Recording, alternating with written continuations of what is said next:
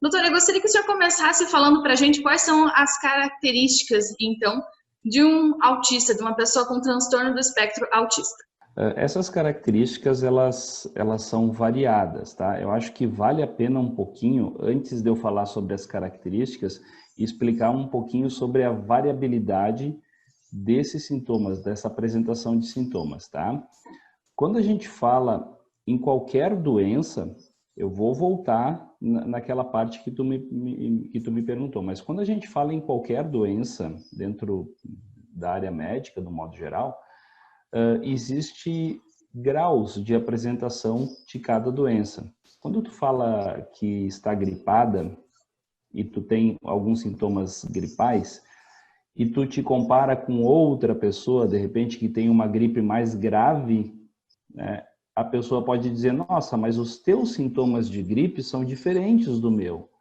Eu estou muito mais grave, eu tive que ir para o hospital, eu tive que ficar internado, às vezes ventilação mecânica por causa de uma gripe, a gente tem visto muito isso agora. Enquanto que outra pessoa ela pode ter sintomas leves, às vezes febre, dores no corpo e não passar disso, tá? Então todas as doenças, do modo geral, não só as doenças de ordem psiquiátrica e neurológica, elas têm graus de apresentação. Elas podem ser muito leves ou elas podem ser muito intensas. E é por isso que, especialmente no autismo, voltando ao que tu me perguntou, a gente percebe muito quando se fala em sintomas de autismo, os responsáveis pelo paciente, eles tendem a fazer uma comparação e dizem, nossa, mas eu conheço uma pessoa com autismo e é muito diferente do meu filho. Aquela pessoa, aquela outra criança ou uma pessoa, porque isso pode se manter isso se mantém na vida adulta, ela tem características que meu filho não tem. E tu está dizendo que o meu filho é autista. Então, é importante a gente entender essas diferenças de gradiente, essas diferenças de intensidade de sintomas, que pode ser desde uma forma muito leve até uma forma muito intensa. Então, assim, do autismo, né, dos transtornos de espectro autista, existem pelo menos 3 pontos que são fundamentais, que são características fundamentais para a gente fazer o diagnóstico de autismo. O primeiro é aquela dificuldade de interagir socialmente. Isso é uma característica global. Todas as pessoas que têm diagnóstico de autismo têm uma dificuldade de interação social. Existe uma dificuldade também na comunicação, tá? E essa dificuldade de comunicação pode ser por um uso repetitivo de linguagem, por bloqueio para iniciar ou para manter um diálogo, né? E existe também alterações de comportamento, alterações comportamentais. Então tem essa tríade, né? Esses 3 tipos de sintomas principais, onde a gente vai ter a dificuldade de interagir socialmente, a dificuldade de comunicação e as alterações comportamentais. A gente pode, ao longo da entrevista aqui, discriminando um pouco cada uma delas para ficar mais claro. Como é que a gente consegue identificar essas características, doutor? Quando a gente fala, por exemplo, assim, dificuldades de interagir socialmente, às vezes, isso é bem importante porque a gente ouve muito também as pessoas dizer, eu acho que eu sou meio autista, pelo menos eu que trabalho com isso, né, sou psiquiatra, a gente fala, poxa, eu acho que eu sou meio autista, porque eu não gosto disso, eu não gosto daquilo, não gosto de ver pessoas. É importante, assim, que cada uma dessas características isolada, ela não vai fazer um diagnóstico de autismo. Às vezes, eu posso ser uma pessoa que não gosto de interação social. Eu sou meio, não é a palavra certa, mas só para vocês entenderem, mas eu sou meio rabugento, por exemplo. Eu sou um cara que não gosto muito de estar com outras pessoas. O fato de eu ser uma pessoa que gostar, né, ou não gostar de interação social, gostar de ficar mais isolado, isso não faz de mim um autista. Então, por exemplo, voltando naqueles aspectos que eu estava falando, a dificuldade de interagir socialmente. Existe uma dificuldade da pessoa de sentir prazer nas interações. Não é que é uma coisa assim que eu não goste de interagir, eu simplesmente não sinto falta daquilo.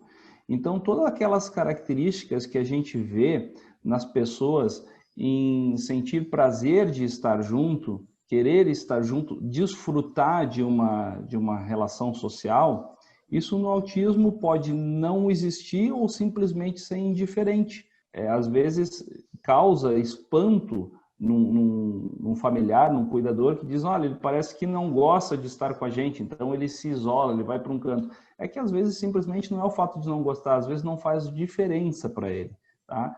Então essa dificuldade da interação social, ela vai aparecer muito precocemente nas crianças, quando se percebe assim na escola, aquela criança que brinca mais sozinha, aquela criança que durante uma atividade em grupo ela acaba assim não sendo mais ativa em buscar os pares na escolha de uma atividade. As professoras às vezes colocam lá, olha, vamos formar grupinhos, vamos juntar as crianças, escolha uns amiguinhos para fazer alguma coisa. Essa criança às vezes ela vai ficar paradinha lá, não vai escolher ninguém, vai ficar, sabe? Não vai buscar ativamente por isso, tá? E eu volto a dizer, cada uma dessas características isolada não faz diagnóstico, porque isso também pode acontecer em outras situações, né? Então a gente vai ver uma criança que não quer interagir, que não faz diferença para ela interagir. Dificuldade de comunicação. Essas crianças, elas podem desenvolver, a maioria delas desenvolve uma dificuldade, um uso repetitivo de linguagem. Então, são crianças que, às vezes, costumam usar frases prontas. Muitas vezes, existe também a possibilidade de usar frases de filmes, até frases de coisas que vê na TV, e usar aquelas frases prontas de forma repetida e intensiva. Que tipo de frases prontas, doutor? Poderia dar um exemplo para a gente? Sim. Por exemplo, tem um personagem, às vezes, de uma animação infantil, Toy Story. Daí tem um personagem, que é o Buzz, que ele fala, ao infinito e além. Tá? Essa frase específica, às vezes, pode ter uma criança que, vendo esse filme, ela grava essa frase e começa a usar essa frase para muitas coisas. Por exemplo, filho, vamos tomar banho. Ao infinito e além. Tá? Filho, vamos sair, né, vamos ao mercado. Ao infinito e além. Né? Filho, está na hora de você escovar os dentes. Ao infinito e além. Filho, vai dar comida para o cachorro. Infinito e além. Quer dizer, ele fica repetindo, às vezes, uma frase que significa alguma coisa, por exemplo, ir a algum lugar, mas de forma constante, repetitiva aquilo, sabe? Não é simplesmente uma brincadeira, brincar de Buzz Lightyear, sabe? Por exemplo, às vezes a criança pode fantasiar, isso é normal, ela se veste daquele personagem e brinca durante um momento, tá? Então ela está brincando, aquilo, ok. Essa repetição de frase, às vezes ela começa a ficar disfuncional, esse que é o ponto. A criança começa a usar demais aquilo e em situações que para ela tem um significado particular e ela começa a repetir aquilo, tá? Então, é muito comum que às vezes essas crianças peguem uma frase, um ditado, alguma coisa assim, e comecem a usar de forma excessiva e repetitiva. Ainda dentro de sintomas, as alterações comportamentais são muito importantes e talvez seja a que mais chama a atenção dos pais para levar a algum tipo de consulta, algum tipo de especialista. As alterações comportamentais no autismo, elas mostram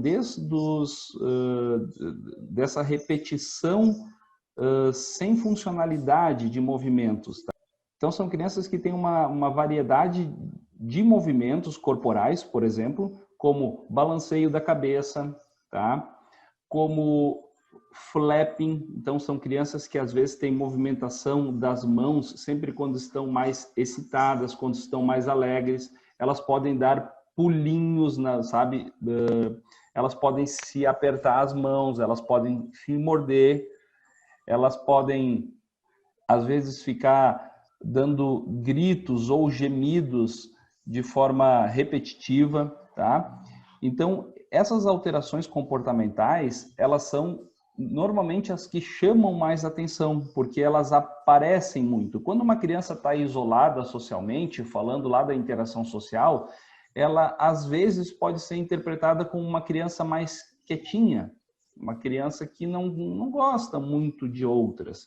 Às vezes uma criança com as alterações ali verbais, que eu falei alteração comunicação, essas alterações de comunicação, às vezes, elas podem parecer engraçadinhas até, porque a criança fica repetindo de uma forma que, às vezes, a família, aquilo não chega a chamar a atenção da família.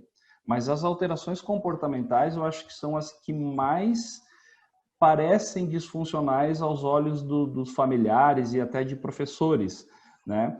Então, essas crianças, elas podem ter esses comportamentos, que nem eu falei, de flapping, elas podem andar na ponta dos pés, elas podem se morder, elas podem se apertar, elas podem dar pulinhos, e isso é uma gama grande de sintomas, e não necessariamente estão todos juntos, tá? E eu volto a repetir, eu estou sendo meio enfático nisso. Só a apresentação desses sintomas não fazem diagnóstico, porque muitas vezes, por exemplo, abano de mãos é uma coisa muito comum em bebês. A gente vê bebês muito quando está, o bebezinho pequeno, quando ele está aparentemente excitado ou feliz com alguma coisa, tu estimula ele, ele faz esses movimentos. Mas tu pegar, por exemplo, uma criança que já tem 5 anos de idade e manter movimentos de mão, balanceio do corpo, balanceio da cabeça, sabe? Fazer aquele estalo de dedos sempre que está mais emocionado ou que está alegre, isso começa a chamar muita atenção. E outra, os comportamentos de birra, tá? A birra, de um modo geral, que a gente fala, pode ser um comportamento, às vezes, visto pelos pais, visto como uma, entre aspas, falta de educação, né? É aquela criança que costuma gritar em público, sabe? E de uma forma repetitiva. Então, assim, uma criança que grita em público, faz o famoso fiasco em público, tá? Aquele que faz os pais passar vergonha, se joga no chão, chora, tá? Isso eventualmente pode fazer parte do desenvolvimento ali natural de uma criança, tá? Mas quando o que chama atenção no comportamento de birra no autismo é que, por exemplo, a criança vai no mercado, tá? Ela quer determinada coisa lá, chama atenção, ela quer e fica apontando para aquilo e chora e fica apontando para aquilo.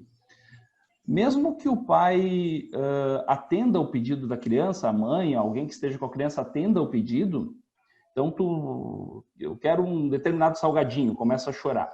Tu dá o salgadinho para a criança muitas vezes mantém o choro, ela continua com aquele comportamento de choro compulsivo, ela não para de chorar, ela continua gritando, ela entra numa tempestade ali assim de humor, que ela começa a gritar, a se morder, e aquilo não é melhorado, diminuído pelo atendimento da demanda da criança. Eu quero tal coisa, tu dá tal coisa para a criança, mas aquilo não necessariamente para aquele estado de birra dela, né? Isso chama muita atenção. Isso diferencia da birra comum, tá? Daquela criança que faz aquele comportamento aprendido. Eu vou chorar, eu vou fazer um fiasco aqui para ganhar aquilo que eu quero. No autismo, isso normalmente se mantém, se reverbera, né? E mesmo tu atendendo a criança, aquilo não cessa, né?